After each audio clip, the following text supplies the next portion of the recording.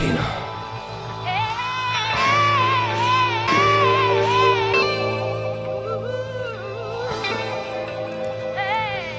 Дисциплина.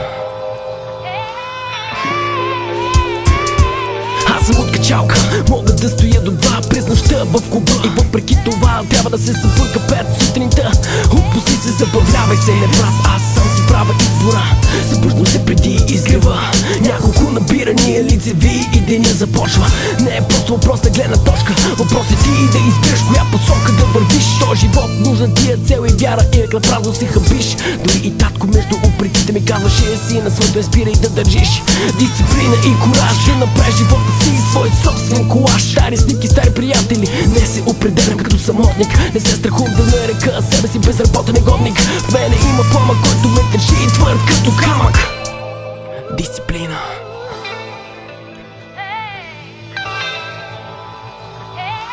Дисциплина. Дисциплина. Дисциплина.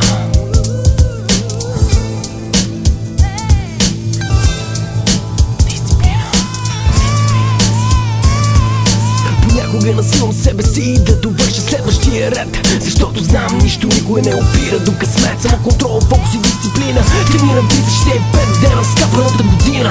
Няколко лета откакто бях абитюрент, и въпреки това на училище съм всеки ден. Знам, че ние хората живеем за да растем и нямам предвид физически това, което е пред нас и предстои да разберем всеки ден. От моята книга е нова страница, не се чувствам ограничен, защото не съществува нито една граница, освен тези, които ние сами изпоставяме. Не винаги път изминаваме, когато бягаме. Има и дисциплината да вървиш по своята права, но не спирай погледа си от това и страничните пътища да наблюдава.